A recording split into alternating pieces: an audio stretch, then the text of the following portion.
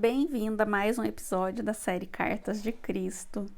Se você ainda não for inscrito neste canal, aproveita já para se inscrever e vamos dar continuidade nessa história incrível, nesses ensinamentos que Cristo deixou para a gente.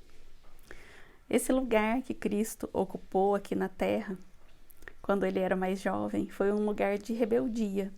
Ele foi rebelde contra as tradições dos judeus. Quando ele voltou do deserto, quando ele passou por aquele jejum, ele viu uma outra forma de pensar, uma outra forma de viver, e ele tentou transmitir esse conhecimento dele para os povos judeus, mas ele não teve sucesso nessa empreitada. E depois, pessoas deixaram a sua história registrada, os seus discípulos, só que esses discípulos, eles trouxeram essa história a partir daquilo que eles queriam preservar da vida de Jesus Cristo. Eles compilaram e trouxeram esses ensinamentos somente com aquele teor que eles consideravam valioso para as pessoas, tanto para os judeus quanto para os gentios, tanto pessoas daquele tempo quanto de um tempo futuro. Mas isso não corresponde à total verdade, porque muitas das coisas que Jesus Cristo ensinou aqui na Terra, eles nem sequer compreenderam. Então, note como que eles estavam, em partes, incapacitados de transmitir essa mensagem. Por isso que existem tantas lacunas e tantas mensagens que não foram passadas com verdade. A história que eles deixaram para as gerações futuras foi para preservar a crença judaica de que a salvação acontecia pelo castigo, castigando os pecados, por meio de sacrifícios que eles faziam com os animais. O entendimento que foi passado nessas mensagens escritas pelos discípulos tinha o intuito de preservar aquela crença dos judeus de que era necessário fazer os sacrifícios. E foi passado a mensagem, deixou-se subentendido, ou talvez deixou-se bem claro, que a morte de Jesus Cristo, ela foi para afirmar e para preservar aquela crença de que havia necessidade de fazer sacrifícios.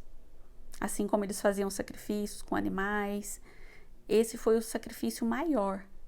Então a história ela foi contada justamente para preservar ainda mais e para fortalecer ainda mais aquela crença de que o sacrifício ele era algo divino, que era algo válido, que era algo que servia aos propósitos de Deus. Como eles queriam reforçar que Cristo era filho de Deus e que tinha poderes sobrenaturais, poderes diferenciados que os outros não tinham, eles também nos afirmam sobre a ressurreição do corpo físico de Jesus Cristo. Porque para eles, naquela época, não existia a possibilidade de se acreditar que existia vida após a morte. Então, por isso, eles afirmavam que Cristo ressuscitou o seu corpo físico, porque para eles não existia a vida após a morte e uma ressurreição, ela teria que ser ressurreição do corpo, porque sem o corpo não haveria vida. Por isso também trouxe essa mensagem de que o corpo físico de Jesus Cristo teria revivido. E agora Cristo conta um pouco da juventude dele e conta sobre a rebeldia que ele teve. Ele era um jovem muito rebelde, ele rejeitou o amor da mãe dele, rejeitou as tradições judaicas, ele era um bêbado, ele se divertia com prostitutas, ele trabalhava muito pouco e o pouco que ele ganhava ele gastava com lazer, com bebidas, com prostitutas. Mas ele tinha preocupação com as pessoas. Embora ele fosse tão rebelde, ele tinha uma preocupação. Ele não suportava olhar e ver as doenças, toda a pobreza, a aflição que as pessoas passavam. E ele era um defensor dos desamparados.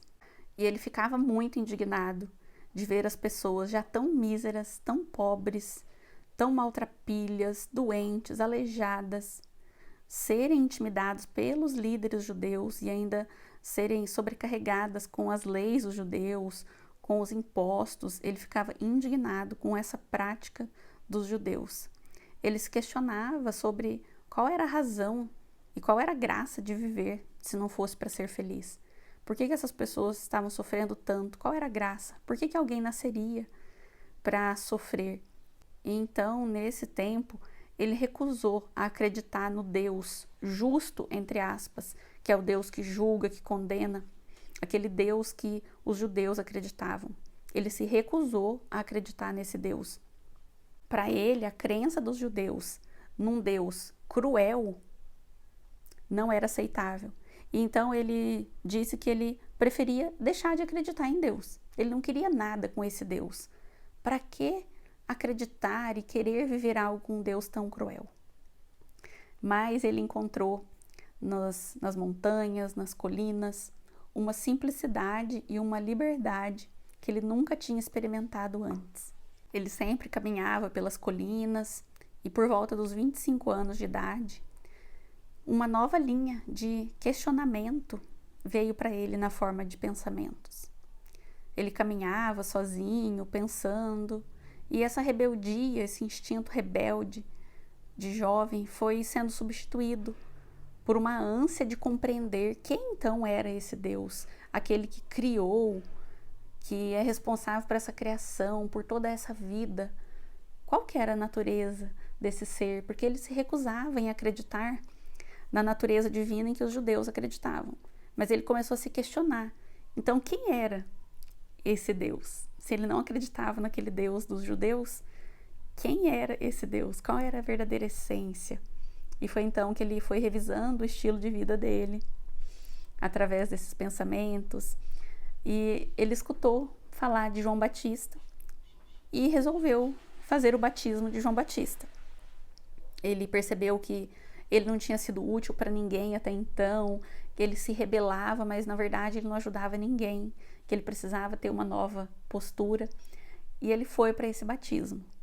E ele foi para o batismo pensando que ele iria voltar para a casa dele com um novo comportamento, com uma nova atitude, e que a família dele iria perceber uma nova atitude, que as pessoas perceberiam nele um novo comportamento. Mas só que o que aconteceu no batismo foi bem diferente, não foi nada daquilo que ele imaginava que aconteceria. Ele sentiu muita energia durante o batismo. Toda a energia foi circulando pelo corpo dele. Tanto que quando ele saiu do rio, saiu tropeçando e ele foi caminhando sem direção, sem nem saber para onde estava indo. E continuou até que, quando ele se deu por conta, ele tinha entrado no deserto.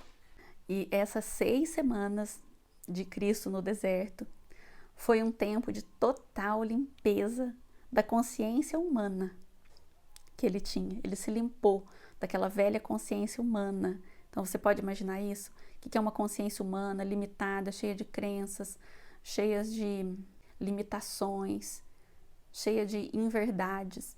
Ele foi se limpando dessa consciência humana para ter uma consciência divina, para assumir a consciência divina. Ele deixou para trás velhas atitudes, velhas crenças, velhos preconceitos, para entender verdadeiramente o poder do verdadeiro Criador, para compreender tudo que havia sido criado aqui na Terra, para compreender todo o funcionamento de tudo que existe aqui sobre essa Terra.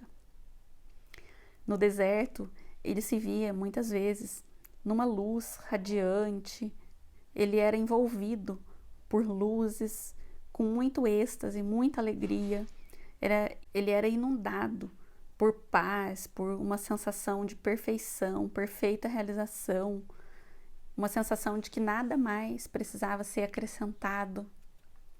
Ele diz que foi levado para uma outra dimensão de percepção. E essa nova dimensão de percepção permitiu com que ele visse a verdade em relação à vida e à existência. Foi isso que ele viu, que ele vivenciou. Ele vivenciou e viu a verdade com relação à vida e à existência.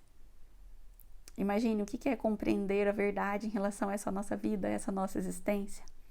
Sendo que muitas vezes nós perguntamos: o que eu estou fazendo aqui? Para onde vou? De onde vim? E ele teve todas essas respostas. ele percebeu que a mente humana originava-se da mente divina. Essa nossa mente pequena, inferior, tem origem na mente divina, na mente criativa, que criou tudo. Então, a mente humana, ela faz parte da mente divina. Nós temos a mente divina em nós. Ele também percebeu ali que nada era sólido.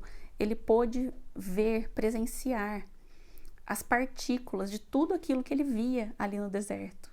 E em alguns momentos, ele olhava para aquele deserto, para as pedras, para a areia, e ele via elas se movimentando, e foi então que ele percebeu que não existe nada sólido. Em alguns momentos ele vacilava e ele pensava, poxa, eu tô vendo isso mesmo? O que é que está acontecendo? Será que isso é uma ilusão? Nos momentos que ele vacilava, essa convicção que ele tinha, ela se esvaía e ele voltava a ver a areia do deserto. E aí ele percebeu, então, teve a comprovação de que a nossa fé, aquilo que nós acreditamos, a nossa convicção, ela cria a nossa realidade. A nossa convicção pode causar mudanças no cintilar das partículas. Guarda bem esse termo, olha que lindo esse termo. Cintilar das partículas, porque tudo que existe aqui nessa terra são apenas partículas. E ele via esse cintilar das partículas, e essas partículas, elas se movimentavam e podiam se transformar, podiam tomar uma outra configuração. Mas quando a mente dele vacilava, quando a fé dele vacilava, quando ele deixava aquela convicção de lado, ele voltava a ver aquela realidade física. E foi então que ele percebeu o poder da nossa mente, o poder da fé, o poder da nossa convicção. Nesse momento ele testemunhou o que era esse poder criativo, o poder da mente divina, que tornava possível ele enxergar o cintilar dessas partículas, partículas minúsculas, partículas muito, muito pequenas, mas que tinham uma verdadeira inteligência ali por trás delas. Ele compreendeu nesse momento que as pessoas, elas dão grande importância a essa forma física e a uma individualidade. Se veem separadas, esse objeto é esse objeto, o outro objeto é outro objeto. Elas conseguem observar apenas esses objetos separadamente, conseguem compreender só essas formas individuais e materiais. E isso é um grande limitante da nossa capacidade, do nosso poder divino. Olhando para essas partículas, ele pôde identificar que tudo estava sob uma direção. Todas essas partículas eram perfeitas, elas se movimentavam perfeitamente, elas criavam perfeitamente, elas comandavam um sistema perfeito. O sistema perfeito nas plantas, em todos os objetos, em todas as composições da natureza, tudo é muito perfeito. Ele observava essa perfeição e ele se perguntava como é que era possível que partículas tão minúsculas funcionassem de uma maneira tão inteligente e perfeita. Porque não havia erro, tudo era perfeito, tudo obedecia um plano específico. Cada planta, cada árvore tem o seu plano específico e tudo era muito perfeito. E aí, quando ele se perguntava sobre como é possível ter tanta perfeição em partículas tão minúsculas, ele compreendeu com muita clareza que o poder criativo era toda a fonte da inteligência do universo. Poder criativo, o poder da criação, que existe um poder da criação em cada uma dessas partículas, dessas minúsculas partículas, e que esse poder é que dirige toda essa atividade inteligente, porque existe uma atividade inteligente em cada objeto, em cada coisa que existe sobre essa terra. Todo esse trabalho, toda essa direção dessa inteligência trabalha sobre alguns poderes, que são os poderes da inteligência, que são poderes que governam, que coordenam todo esse processo, que coordenam todas essas partículas no seu trabalho perfeito, na sua formação perfeita. E nós vamos falar sobre cada um desses poderes que traz essa perfeição para o mundo e para o universo no próximo capítulo. Gratidão por ter assistido. Não se esqueça de deixar o seu joinha se você gostou desse vídeo e se inscrever no canal se ainda não for inscrita. Um beijo, até o próximo.